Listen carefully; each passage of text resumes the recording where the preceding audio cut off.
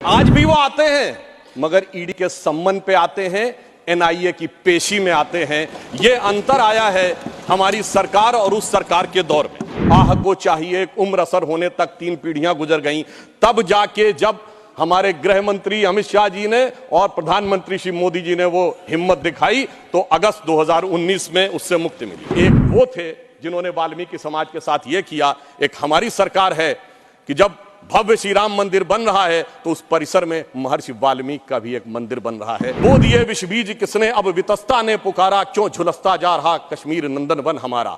आज मोदी जी की सरकार आने के बाद हम कह सकते हैं, पर आज दुनिया का सबसे ऊंचा पुल अक्सनी पर हमारा जो उभरता जा रहा, जो निखरता जा रहा कश्मीर नंदन वन हमारा। माननीय सभापति महोदय, आज माननीय गृह मंत्री जी के द्वारा जो जम्मू कश्मीर आरक्षण विधेयक रखा गया है, इसका समर्थन करते हुए मैं कहना चाहूंगा कि हमारे प्रतिपक्ष के विद्वान प्रतिनिधि विवेक तनखा जी ने आज एक विवेकपूर्ण बात कही कि यह सत्य है कि कश्मीरी पंडितों का जेनोसाइड और नरसंहार हुआ था।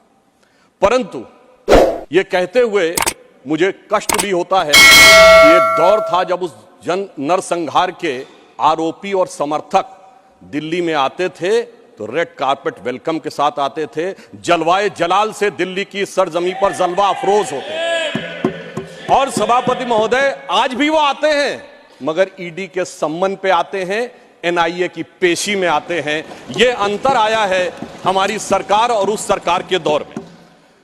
जम्मू कश्मीर के सामने स्वतंत्रता के बाद से अगर मैं कहूं तो एक मिश्रित भावना आती है, क्योंकि हम कहते हैं कि भारत दुनिया का सबसे प्राचीनतम राष्ट्र है, मोस्ट एंशिएंट सिविलाइजेशन है, लिविंग सिविलाइजेशन। उत्तर से दक्षिण तक सारे राज्यों के नाम बदल गए, एक ही राज्य है जिसका प्राचीन काल में जो नाम था नीलमत पुराण में यदि कश्मीर था तो आज भी कश्मीर है। परंतु दुख की बात यह है कि स्वतंत्रता के 75 वर्ष बाद, मतलब 2019 से पहले तक वो समाधान ही नहीं हो पाया था। समाधान के लिए इतना लंबा समय लगाना पड़ा। वो ट्रांजिएंट एंड टेम्परेरी फेज के लिए आह को चाहिए उम्र असर होने तक 3 पीढ़ियां गुजर गईं, तब जाके जब हमारे गृह मंत्री अमित शाह जी ने और प्रधानमंत्री श्री मोदी जी ने वो हिम्मत दिखाई तो अगस्त 2019 में उससे मुक्ति मिली। 3 प्रकार की समस्याएं कश्मीर के पास रही थी, जिसे हम 3D कह सकते हैं। डिलिमिटेशन थी, डोमिसाइल थी एंड डेवलपमेंट थी। हमारी सरकार ने 2019 के बाद तीनों के बारे में समग्र रूप से विचार करना शुरू किया और जैसा कि इस विधेयक में है कि आरक्षण से वंचित वर्गों को समुचित, न्यायपूर्ण, न्याय संगत आरक्षण की व्यवस्था सुनिश्चित कराई गई। पुनर्गठन को न्याय संगत बनाकर संतुलित विकास का मार्ग प्रशस्त किया जा रहा है। विस्थापितों के लिए बहाली और विकास के नए अवसर उपलब्ध कराए जा रहे हैं। 2019 के विधेयक के द्वारा जम्मू कश्मीर विधानसभा में 83 सीटें थी, उन्हें बढ़ाकर 90 किया गया, जिसमें 6 शेड्यूल कास्ट के लिए आरक्षित थी परंतु शेड्यूल ट्राइब्स के लिए नहीं थी। इसमें पहली बार 9 सीटें अनुसूचित जनजाति के लिए आरक्षण की गई हैं। और अब जम्मू में पहले 37 सीटें होती थी, अब 43 होंगी और कश्मीर में इससे पहले 46 और थी, अब 47 होंगी। पाकिस्तान ऑक्यूपाइड कश्मीर की यथावत रहेंगी। नामित सदस्य पहले 2 थे, अब 5 होंगे, जिनमें कि 1 महिला और 1 पाकिस्तान अधिकृत कश्मीर से भी होगा। अतः हम कह सकते हैं कि हम अब व्यवस्था को न्याय संगत और युक्तपूर्ण प्रतिनिधित्व की तरफ ले जा रहे हैं।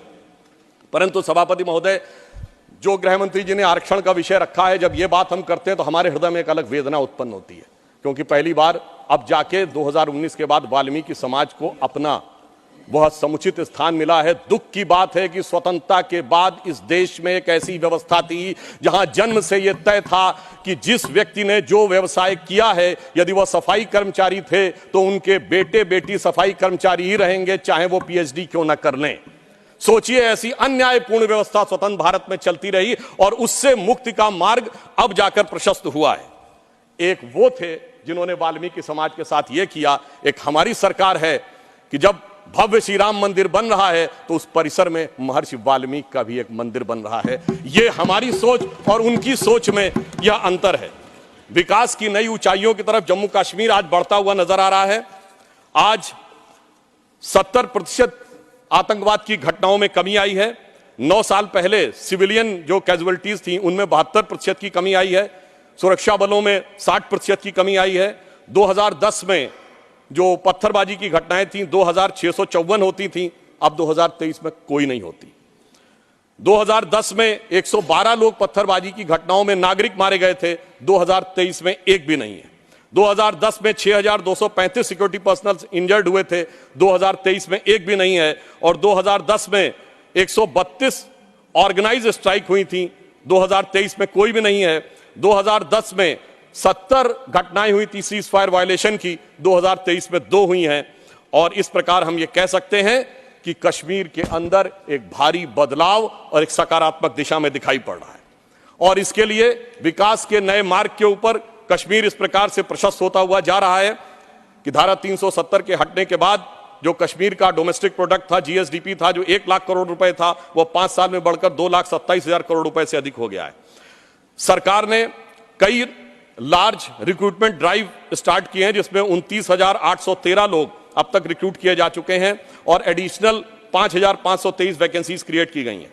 जम्मू कश्मीर ने इन्वेस्टमेंट के जो प्रपोजल आए हैं वो 66,000 करोड़ रुपए के हैं और जो डायरेक्ट एम्प्लॉयमेंट और उसके द्वारा जो इनडायरेक्ट एम्प्लॉयमेंट क्रिएट होगा वो 2.9 लाख तक के व्यवसाय के अवसर क्रिएट हो सकते हैं। 2 मेडी सिटीज जम्मू और कश्मीर में क्रिएट की जा रही हैं। इस ढंग से स्थानीय चीजों को बढ़ावा दिया जा रहा है कि ऊखू गांव अब पेंसिल वाले गांव के रूप में पूरे देश में विख्यात होता जा रहा है। और इसी के साथ साथ हिमायत स्कीम जैसी योजनाओं के द्वारा लोगों को रोजगार के नए अवसर प्रदान किए जा रहे हैं। यूनियन टेरिटरी गवर्नमेंट ने जीआई टैगिंग भी की है। सेफरन यानी केसर, जिसके लिए कश्मीर बहुत प्रसिद्ध है, उसमें और बासमती राइस की जीआई टैगिंग की व्यवस्था की, जिससे कि उसको एक अंतर्राष्ट्रीय स्तर तक एक मान्यता प्राप्त हो सकती है। जम्मू कश्मीर में इंफ्रास्ट्रक्चर डेवलपमेंट फाइनेंस कॉर्पोरेशन की भी स्थापना की गई है, जिसके द्वारा अनेक प्रोजेक्ट बहुत सफलतापूर्वक चल रहे हैं। कल्चरल एस्पेक्ट पे अगर हम देखें तो दिवाली शारदा देवी टेम्पल में 75 साल के बाद पहली बार मनाई गई है और कश्मीरी पंडितों का प्रसिद्ध त्योहार नवरेह इस बार पूरे उत्साह के साथ मनाया गया है। और हमारी गवर्नमेंट आने से पहले कुल 14 लाख टूरिस्ट आते थे, 2022-23 में 2 करोड़ पर्यटक आए हैं। इससे आप समझ सकते हैं कि जम्मू कश्मीर की अर्थव्यवस्था को कितना। आगे मैं एक और बात कहना चाहता हूं कि पहली बार 30 साल के बाद 27 जुलाई को शियाओं का मुहर्रम का जुलूस भी शांतिपूर्ण ढंग से और पूरे अकीदत के साथ चला। महोदय, मैं एक बात याद दिलाना चाहता हूं, मैं लखनऊ का रहने वाला हूं। वहां भी मैंने बचपन में हिंदू मुस्लिम कॉन्फ्लिक्ट नहीं सुना था, शिया सुन्नी कॉन्फ्लिक्ट सुने थे। इनकी सरकार के समय में शियाओं का जुलूस, मदे साहबा का जुलूस रोक दिया गया था।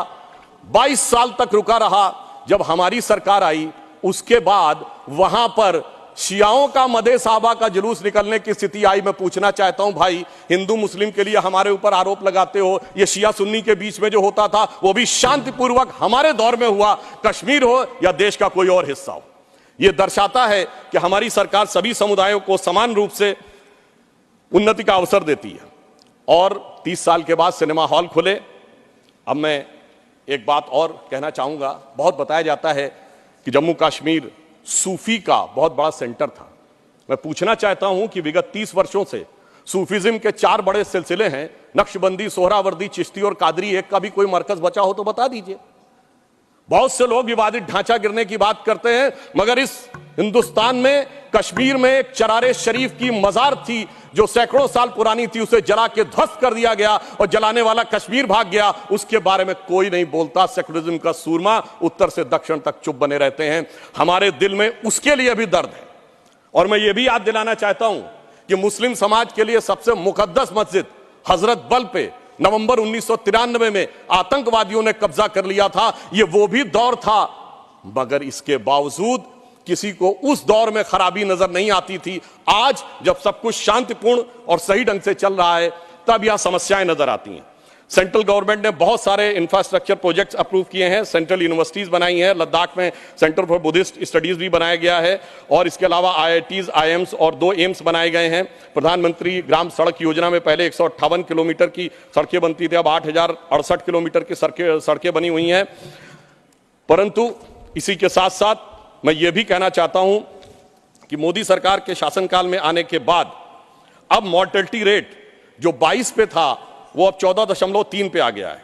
पहले केवल 47 जन औषधि केंद्र थे 2019 से पहले, अब 227 हो गए हैं और सबसे बड़ी बात यह है कि आज दुनिया का सबसे ऊंचा पुल जो 1315 मीटर का है वो आज चिनाब नदी के तट के ऊपर बना हुआ है। यह दर्शाता है कि कश्मीर किस नई ऊंचाई की तरफ जा रहा है। महोदय, मैं याद दिलाना चाहता हूं, हमारे बचपन में जिस जमाने में कश्मीर में आतंकवाद फैला था तो हम लोग कहते थे झेलम नदी का प्राचीन वैदिक नाम है वितस्ता और चिनाब का है अक्सिनी।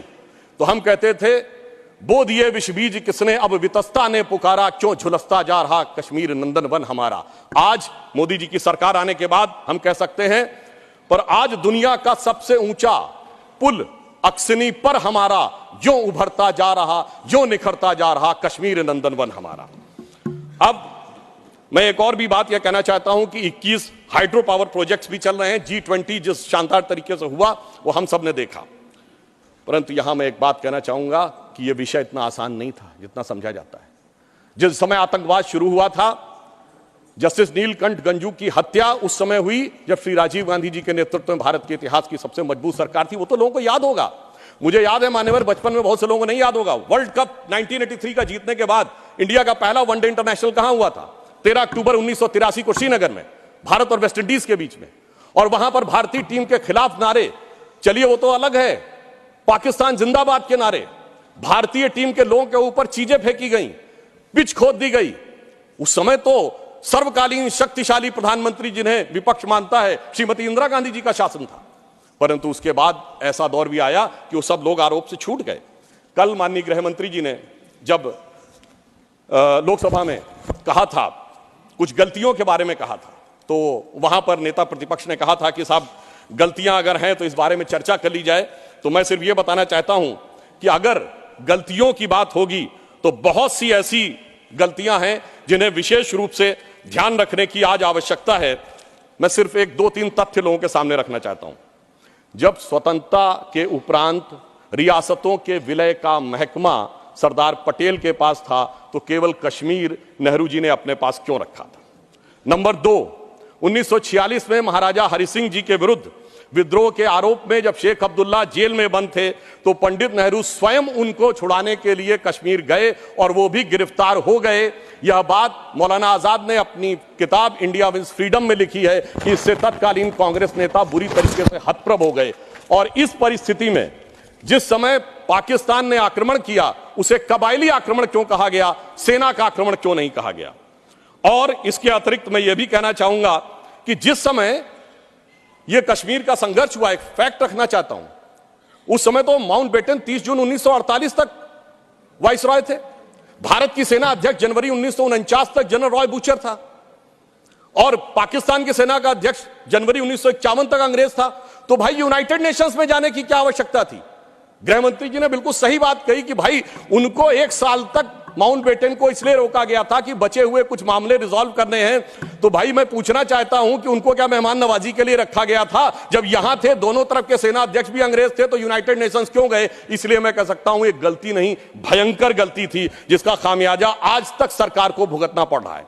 और फिर इतना ही नहीं, करेस्पॉन्डेंट ऑफ सरदार पटेल से बहुत स्पष्ट है कि वहां लिखा जा रहा था कि residual powers will be vested in the interim government of Jammu and Kashmir, जिसको सरदार पटेल के इंसिस्टेंस के ऊपर यूनियन गवर्नमेंट कर दिया गया।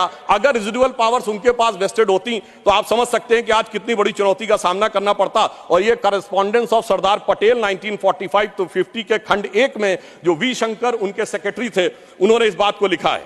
अब मैं एक बात और ध्यान देना चाहता हूं कि प्रथम लोकसभा में कश्मीरी पुनर्वास के कैबिनेट मंत्री अजीत प्रसाद जैन जी ने अपनी किताब कश्मीर व्हाट रियली हैपेंड में लिखा है कि the draft was approved by Sheikh and his colleagues and then passed by the Congress party. ये मैं नहीं कह रहा हूं, उनकी सरकार के कैबिनेट मिनिस्टर कह रहे थे। और इसमें अंत में एक और व्यक्ति का उद्धृत करना चाहता हूं जो भारत के मुख्य न्यायाधीश रहे, जस्टिस मेहरचंद महाजन, जो कि उस समय कश्मीर रियासत के प्रधानमंत्री थे।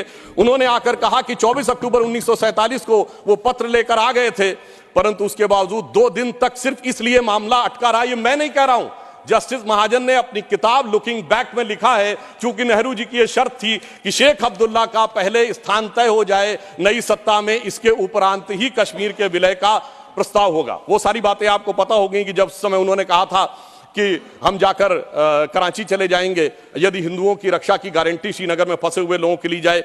इसलिए मैं कहना चाहता हूं, इसके लिए एक दिन नहीं, एक सत्र भी कमजोर पड़ जाएगा। और आज अगर आप देखें कि अंतर देखिए, एक उधर का कश्मीर और एक इधर का कश्मीर।